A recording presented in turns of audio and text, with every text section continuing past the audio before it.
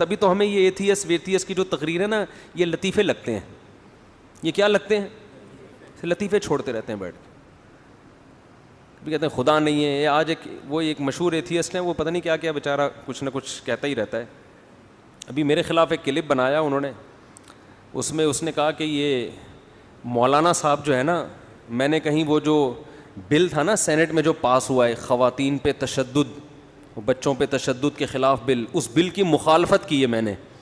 سب نہیں کی ہے جتنے بھی عقل مند لوگ ہیں. اور خلیل الرحمان قمر جو ڈرامہ نگار ہے اس نے بھی بڑی شدید مخالفت کی ہے, بڑا خاندانی کام کیا. تو محترم نے فوراً کلپ بنا دیا کہ دیکھو یہ لوگ اس بات کی گویا ترغیب دیتے ہیں کہ عورتوں کو اور بچوں کو مارنا چاہیے. اور اے بھائی, کسی بل کی مخالفت کا مطلب یہ نہیں ہوتا کہ اس بل میں ہر شک کے ہم خلاف ہیں اور ہم لوگوں کو ترغیب دے رہے ہیں کہ اس کی مخالفت کرنے کا مطلب ہے کہ اس کے الٹ چلنا شروع ہو جاؤ. ٹھیک ہے نا, اس کے الٹ چلنا شروع ہو جاؤ. اسلام نے عورت پر ہاتھ اٹھانے کی 5 شرطوں میں اجازت دی ہے. دوسری بات یہ کہ جب آپ قرآن کی آیت پڑھتے, اجازت دی ہے, ترغیب نہیں دی ہے, وہ بہت کم صورتوں میں. ترغیب کس بات کی دی ہے؟ جو نبی صلی اللہ علیہ وسلم نے اپنے عمل سے 9 بیویاں رکھی ہیں, زندگی میں کبھی کسی ایک پر بھی ہاتھ نہیں اٹھایا. حتیٰ کہ حضرت عائشہ فرماتی ہیں کسی عورت پہ, کسی خادم پہ بھی زندگی میں کبھی ہاتھ نہیں اٹھایا. یہ ترغیب ہے. یہ کیا ہے؟ یہ کوئی گورا کر کے دکھائے, کوئی ایتھیس کر کے دکھائے. بتایا ہے کہ لائف اسٹائل یہ ہونا چاہیے.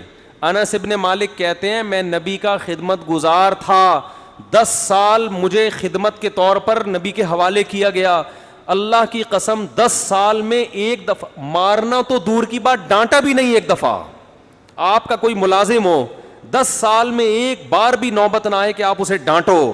آج دنیا میں کسی کے باپ کے پاس بھی اتنا ظرف ہے؟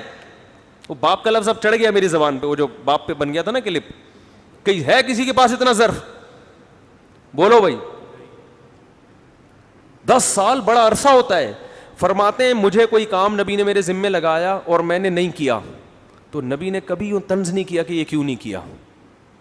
اور کوئی کام نبی نے مجھے منع کیا ہو اور میں نے کر لیا تو نبی نے ایک دفعہ بھی یہ نہیں کیا کہا کہ کیوں کیا. کر لیا ٹھیک ہے, نہیں کیا تو بھی ٹھیک ہے. کتنا بڑا ظرف. ہم صرف قرآن کو حجت نہیں مانتے, قرآن خود کہہ رہا ہے لقد کان لکم فی رسول اللہ اسوۃ حسنہ. قرآن پر عمل کون کر کے دکھائے گا؟ نبی. تو قرآن کہہ رہا ہے کیسے عمل کیا یہ نبی سے سیکھنا ہے. تو صرف قرآن کی آیت کوڈ کر دینا کہ قرآن مرد کو اجازت دے رہا ہے بیوی پہ ہاتھ اٹھانے کی, اور نبی کی سیرت کو درمیان سے ہٹا دینا, تو یہ آپ آدھا اسلام پیش کر رہے ہو, آدھا کیا کر رہے ہو؟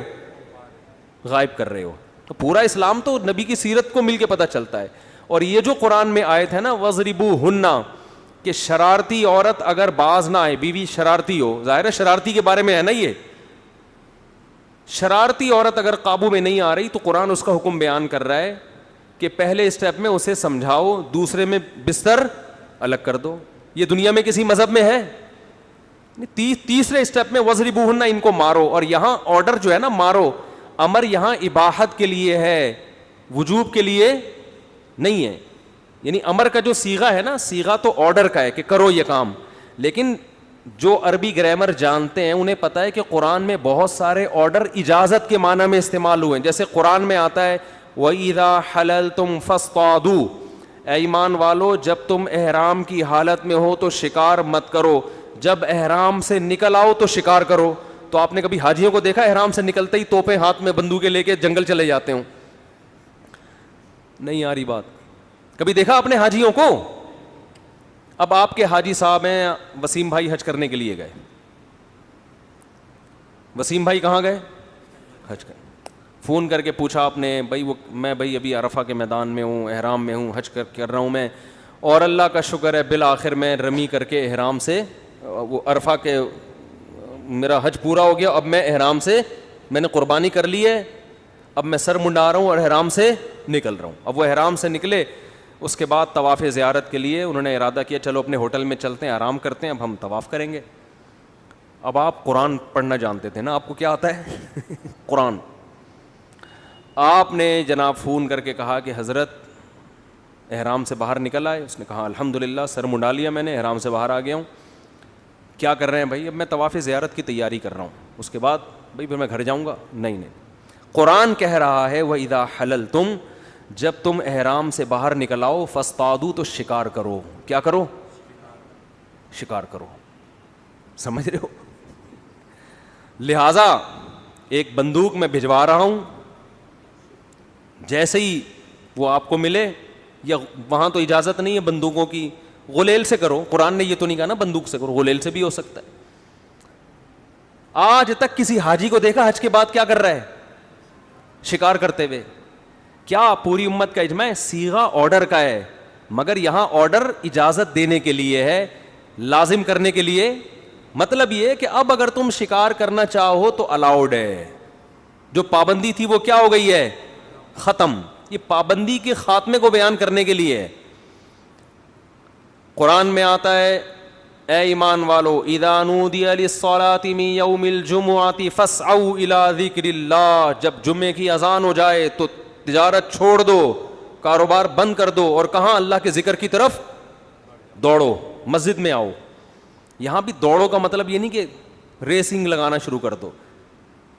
محاورے قرآن وہی استعمال کرے گا نا جو عرف میں رائج ہیں. دوڑ کا مطلب سارے کام چھوڑ کے کہاں جاؤ؟ مسجد میں. ہاں, جانا اسپیڈ سے نہیں, آرام آرام سے جانا ہے, لیکن دوڑ کا مطلب باقی سب کام چھوڑ دو. آگے کیا آ رہا ہے؟ فَإِذَا قُضِيَتِ الصَّلَاةُ فَانتَشِرُوا فِي الْأَرْضِ وَابْتَغُوا مِنْ فَضْلِ اللَّهِ, جب نماز ختم ہو جائے تو زمین میں پھیل جاؤ اور اللہ کی روزی کو تلاش کرو. اب یہاں کیا ہے؟ آپ جمعے کی اذان ہوئی, آپ چل چل کے جا رہے ہیں, پیچھے سے مولوی صاحب نے ہنٹر مارا کھینچ کے آپ کو, کہ قرآن کیا کہہ رہا ہے؟ دوڑو. ڈکشنری میں تو سعی کا مطلب دوڑ ہی ہے. صفا مروہ کی سعی ہوتی ہے نا, فسعوا, سعی سے نکلا ہے. اس لیے کہتے ہیں قرآن کے اہل سے سیکھا جاتا ہے. ہر آدمی اٹھ کے آج مفسر قرآن بنا ہوا ہے, میں قرآن سے سمجھتا ہوں. صحابہ نے نبی سے سمجھائے, تابعین نے صحابہ سے سمجھائے. اس کے لیے عربی زبان میں مہارت ضروری ہے, عرب محاوروں سے واقف ہونا ضروری ہے. علماء سے سیکھتے ہوئے شرم آتی ہے کہ ہم کسی کے شاگرد کیوں بنیں, بس یہ ٹیکنیکل فالٹ ہے.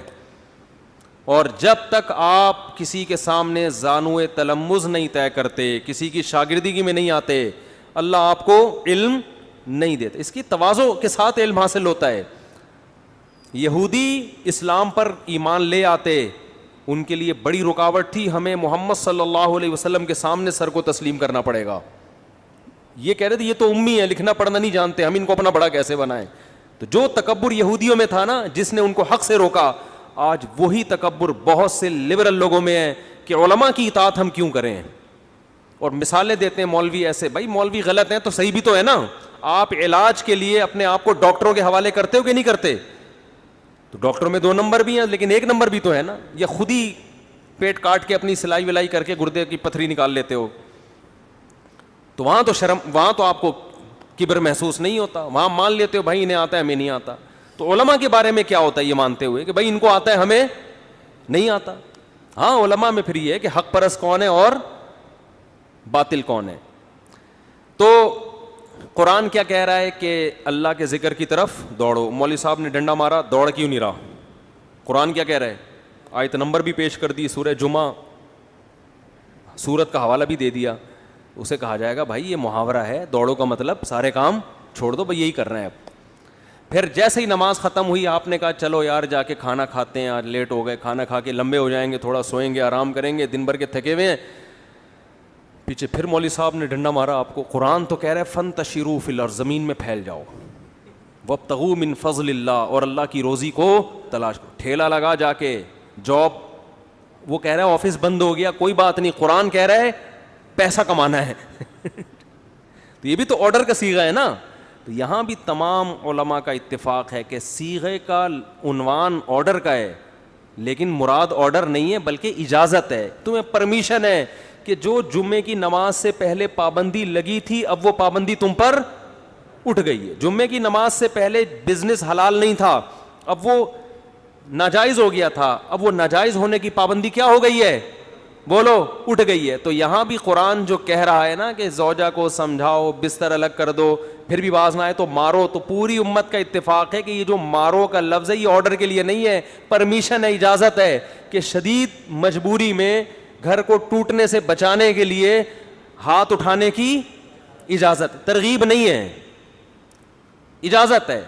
اور وہ مخصوص صورتوں میں اجازت ہے. اس میں حکمتیں کیا ہیں اس پر میں کئی دفعہ بیان کر چکا ہوں, دوبارہ نہیں چھیڑوں گا اس ٹاپک کو میں.